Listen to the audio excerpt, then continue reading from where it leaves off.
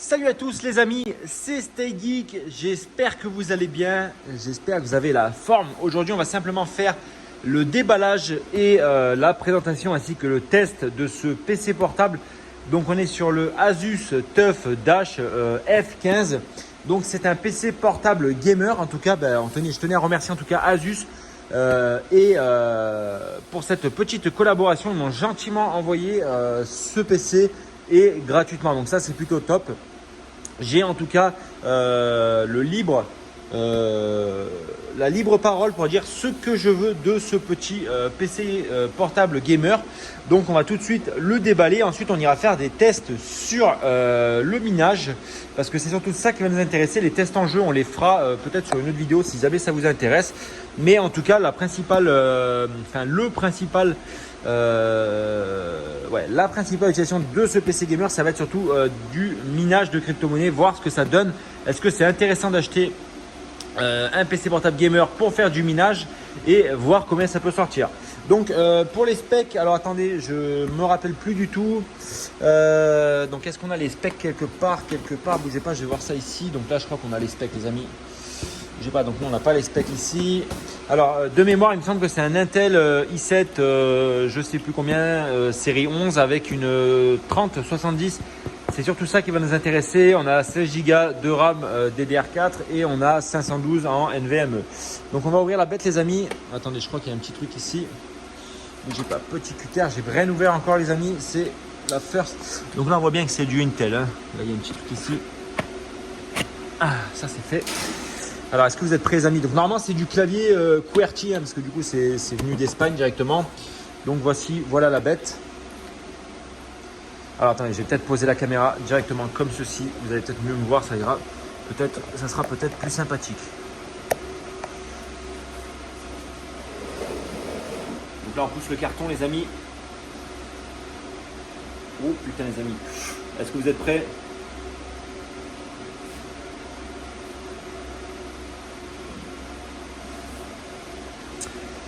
Donc voici les amis le TUF F15, donc PC gamer de chez Asus, donc c'est la gamme TUF, donc la gamme gamer. Hop, on ouvre ça. Donc là on a un dos métallique, on a un superbe écran à bord fin en 15,6 pouces. Donc ça c'est plutôt pas mal. Et là le clavier, qu'est-ce qu'on a? Alors bon, c'est du QWERTY, pas de panique les amis, c'est fait exprès. On a de la Wi-Fi 6, on a des RAM en 3200 MHz. On a du Thunderbolt 4 adaptative Sync, on a une RTX 3070 comme on l'a dit et du i7. Et on a la Rapid Charge 100 watts en Thunderbolt. Ensuite pour les connectiques, qu'est-ce qu'on va avoir les amis? Alors attendez, je vais vous le mettre comme ça. Donc on va avoir du Ethernet, du câble pour charger. On a de l'HDMI, de l'USB, du Thunderbolt et de la prise jack. Ensuite on a les refroidissements ici. Attendez, je vais vous tourner l'autre côté. Et de l'autre côté on a de l'USB et ça on a la prise, je crois que c'est la prise pour les magasins quand ils mettent ça dans les magasins. Ensuite au dos qu'est-ce qu'on a? On a les grilles de ventilation comme ceci. Et sur la face avant on a ça. Donc ça c'est plutôt pas mal. On peut dire que c'est une belle petite bête en 15 pouces. Donc à voir au niveau du minage. Donc je vais le configurer et je vous reprends tout de suite après dans le bureau. C'est parti, à tout à l'heure. On se retrouve autour des 1500, 1550, 1600, ça va dépendre où vous le trouvez. On est sur un Core i7 donc de 11e génération, c'est le 11370H, 16 Go de RAM, SSD NVMe 512 et 3070 15,6 pouces. Donc voilà, donc là on a la petite pochette bien sûr. Alors dans la boîte qu'est-ce qu'on va retrouver? On va retrouver également donc des manuels. Des manuels et on a une garantie donc de chez Asus. Ensuite pour le chargeur, alors attendez, hop là, le chargeur il se trouve pas là. Ça c'est quelque chose aussi qu'il faut voir parce que les PC portables gamer maintenant c'est un truc de dingue. Alors ok, donc c'est bien ce qui me semblait. Donc on a un bloc qui est plutôt fin, comme vous pouvez voir ici le petit bloc. Donc si je mets ma main à côté, ouais, ça fait une main, allez, hop là, ça fait une main. Et en largeur c'est très fin, donc assez surpris parce que j'ai vu des PC portables qui avaient des blocs qui étaient plutôt énormes comme ça, type Alienware, etc. Donc ensuite on a de la prise connecteur standard, ici, paf. Et donc on a un bloc de 200 watts comme vous pouvez voir. Donc à voir ce que le PC consomme bien sûr en utilisation, en jeu, etc. Et là on a bien sûr la prise secteur, tout ce qu'il y a de plus traditionnel, j'ai envie de vous dire. Donc tout ça c'est pour la boîte, c'est fini. Bougez pas, faut que je s'en prendre une. Donc on va simplement, je vais démarrer le PC gamer, savoir déjà est-ce qu'il est chargé ou pas.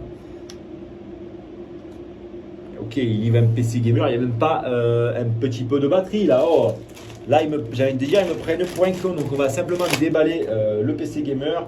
Je vais l'allumer, le configurer. Je vous retrouve bien sûr tout de suite. Les amis, on se retrouve tout de suite. Tout de suite, il s'est passé quelques heures avec l'installation de Windows. J'ai eu pas mal de soucis avec le PC. L'ordinateur n'était fourni sans système d'OS, donc sans système Windows 10.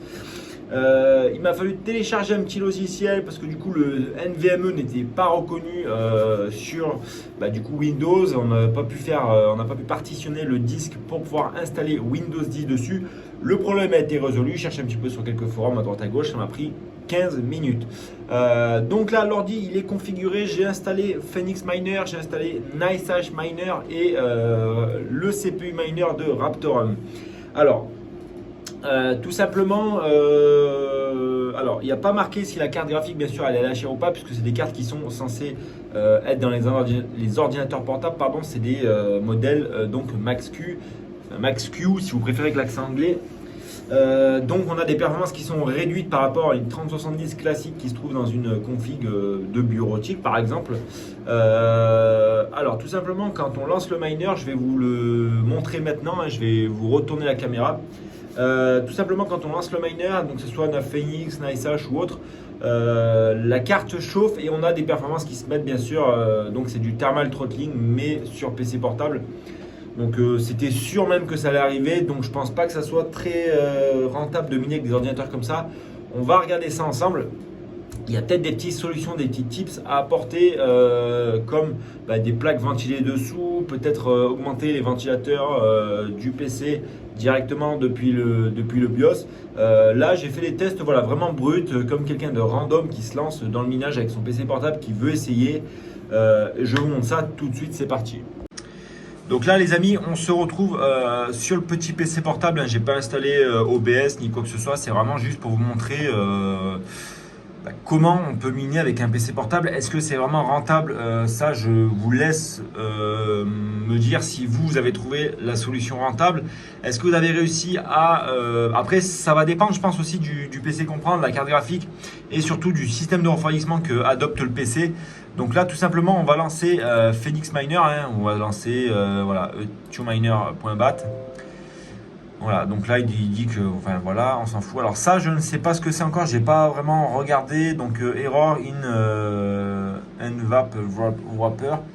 Donc je sais pas, faut que je regarde. Mais déjà on a une erreur, donc peut-être à voir de ce côté-là. Mais par contre, quand l'ordinateur il est froid, j'ai testé devant une climatisation. La carte, vous voyez, elle part à 40 mAh, donc ça c'est plutôt pas mal. Et on a une consommation de 60-70 watts uniquement de la carte graphique, pas du PC complet, parce que là on a l'écran, etc. Donc vous voyez, là on est à 85 watts. Donc peut-être c'est les GPU qui sont bridés. Ça vraiment, vous voyez, ça descend progressivement. Donc vraiment à voir s'il n'y a pas des petits tips à apporter pour pouvoir miner avec un PC portable. Donc ça, je vais checker ces erreurs qu'on a ici. Et si vraiment la vidéo vous intéresse et que vous souhaitez plus de renseignements sur les ordinateurs portables gamers, savoir si on peut miner avec, si on peut vraiment faire de bonnes parties dessus, est-ce que des petits benchmarks sur des jeux vraiment fait proprement, ça pourrait vous intéresser. Parce que voilà, moi j'ai toujours rêvé de faire de l'hardware sur YouTube. Donc le minage, comme je vous ai dit dans plusieurs vidéos, le minage avec les composants hardware, ça rejoint petit à petit les composants gaming et l'hardware en général des PC. Donc vous voyez, donc ça descend progressivement et normalement je crois que ça va se stabiliser aux alentours des 19 mAh.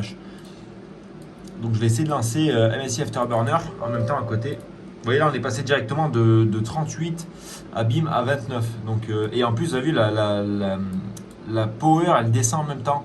Donc là, j'ai essayé d'appliquer des petits overclock tout à l'heure pour faire des essais. Donc peut-être, je sais pas. Ça reste vraiment quelque chose qui est à voir, hein, par exemple. Vous voyez que là, bon là, ça remonte un tout petit peu. Mais voilà, ça redescend d'un coup. Donc, alors après, à voir vraiment, il faut que je pousse un peu mes recherches, savoir si les cartes graphiques qu'ils ont fait sur PC portable étaient bridées aussi. Est-ce qu'ils ont sorti des versions qui sont LHR? Ça, c'est des choses que je n'ai pas vues et que je n'ai pas vérifiées. Donc, on va laisser ça pour le moment tourner tranquillement. Et on va lancer du coup NiceHash avec du coup uniquement le processeur. Alors non, attendez, c'était ça que je voulais lancer. Donc là, alors est-ce que ça peut se lancer ou pas du tout? Je ne sais pas du tout. Ça, j'ai pas essayé encore du coup le i7 11370. Alors, donc là, il nous dit que le software ne peut pas fonctionner avec le processeur qu'on a. Donc à voir directement. Donc là, on est combien? On est tombé à 19 mH avec la 3070 du PC portable. Est-ce qu'on peut lancer NiceHash Miner et miner avec le processeur? Ça va être quelque chose qui va être intéressant à voir parce que ça, du coup, je ne sais pas du tout. Voilà.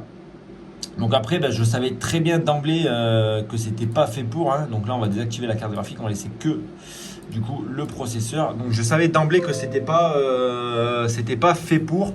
Mais c'est quand même rigolo d'essayer et de voir qu'il y a possibilité quand même. Vous voyez, 4 cœurs, 8 threads avec ce processeur là.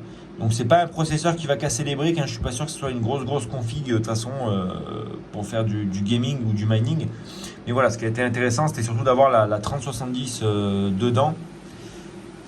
Alors là, qu'est-ce qu'il nous dit? Il nous dit qu'on a 6 threads et 6 cœurs qui sont utilisés. Bizarre. Là, il nous dit 4 cœurs, 4 threads. Je sais même pas combien le processeur il a de threads et de. J'ai vraiment pas du tout regardé ça, pour être honnête avec vous.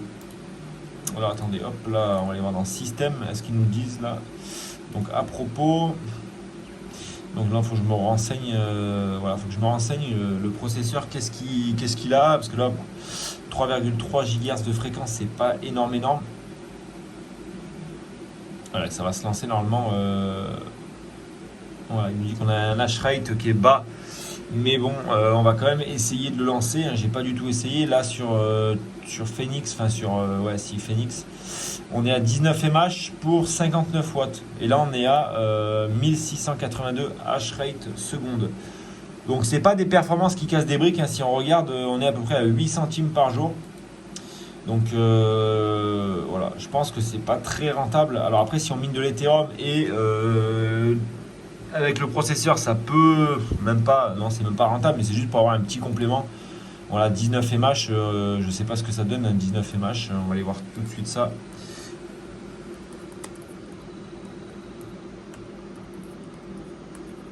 Alors, ETH Calculator. On va aller voir sur MinerStat, hein, calculateur de Mineria. Alors on a dit qu'on était à 19 mH. Hop, et on a une conso à peu près, on va mettre une conso de 90 watts. Hein. On est à 14 centimes du kilowatt en euros. Donc là je prends vraiment avec les rentas actuels, hein, sans faire de modification ou quoi que ce soit. Alors c'est en train de charger, bim bam boum. Donc mensuellement, hein, avec l'électricité déduite, on serait à peu près à 32 € par mois de minage. Donc, mis à part qu'on gagne 32 € par mois, je ne pense vraiment pas que ce soit rentable. Alors après, peut-être qu'il y a quelque chose à débrider, il y a peut-être quelque chose à voir avec cette erreur-là pour monter au 40 mH, parce que du coup, si on passerait au 40 mH avec une conso à 120 watts par exemple, on serait quand même, je pense, nettement plus gagnant à 75 € par mois. Donc après, ça pourrait faire un bon petit complément, mais là, pour le moment, on est uniquement à 19 mH, donc vraiment à voir. Donc voilà, je vous fais le petit débrief tout de suite, les amis. Les amis, je vous fais le petit débrief par rapport à ce petit PC gamer là. Donc on est sur le Asus F15, donc avec une 3070 donc Max Q et un Intel i7 11370H.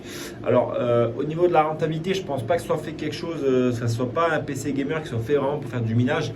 Il en existe hein, chez MSI. Moi j'ai vu plusieurs personnes de la communauté qui minent avec des PC portables avec une 3080 et je sais plus quelle carte.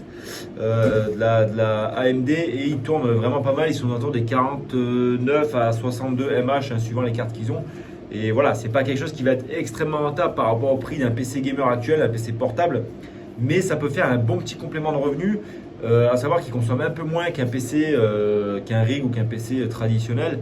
Mais voilà, après les composants, la contrainte c'est que les composants vont énormément chauffer, donc peut-être à voir de ce côté-là, il y a peut-être quelque chose à faire, quelque chose à modifier, à aérer, enfin voilà, vraiment à voir de ce côté-là. En tout cas, j'espère que cette petite vidéo vous a plu. Moi, je vous dis à demain pour une nouvelle vidéo. C'était StyleGeek. Ciao.